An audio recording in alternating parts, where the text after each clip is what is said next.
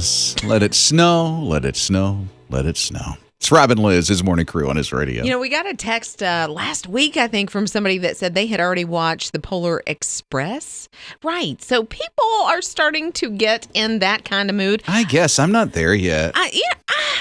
I would watch a couple of Christmas movies now. I don't see a problem with it. I get it because, 2020's been a strange year. Let's get it through. And right. At least Christmas movies make you happy, and they're clean enough. Yeah, most of them are clean enough. So most that's cool. of them. Yes, you have to watch. But coming for the holidays to Netflix, they do have some new movies. Netflix? Yeah, well, Okay. So you've got The Princess Switch, which I think it's a sequel from one of the earlier, I remember watching the first one, so that's going to be good. There's a Dolly Parton one, Christmas on the Square. One that I'm really excited about is the Christmas Chronicles 2.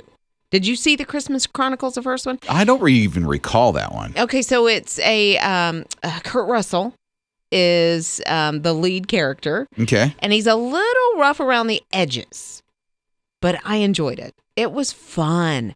This one, Goldie Hawn, who is his real life wife. Goldie Hawn? Yes. Is in this too? Is going to play Mrs. Claus. Oh, makes sense. It makes sense. Okay. So I'm looking forward to some of those, but they're going to have some musicals.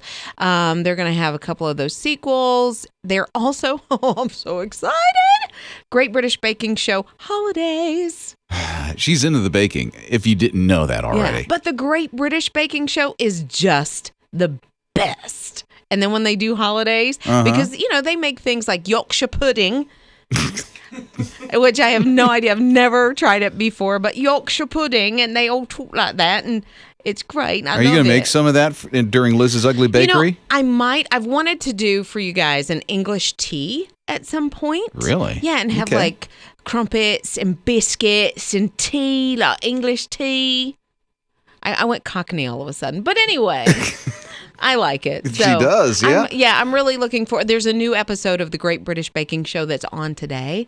So is this a Netflix thing? Yeah, the British Baking Show thing. You can watch it in England. It's called I think it's the Great British Bake Off, and so you can watch it on their streaming service. Which is where I get that sometimes. I'm watching less and less of Netflix. We almost got rid of it because I'm like, there's just too much weird stuff on this. I primarily keep it for the Great British Baking Show, and there's another show, oh my goodness, what's it called? Sugar Rush or something like that. There's another baking show. That's really the only thing I go to it for. But I will watch Christmas Chronicles. I've tried a couple of shows on Netflix, and I'm like, this is just not me. Yeah. I just don't like what they're doing with the shows. It's like, it's totally against what I live for. You know what I mean? Yeah, I know what you're talking about, and I'm not into it. At least they got some cleaner Christmas stuff that's coming out. They do, but you have to be very selective, like you are, honestly, with any television that you have. True. Any movie that you watch, any song that you listen to, you have to be super, especially with the kids, and if it fits your lifestyle, and you have to weed all that stuff out. It's a daily decision. Isn't it? Yeah. We always have those choices to make, don't we?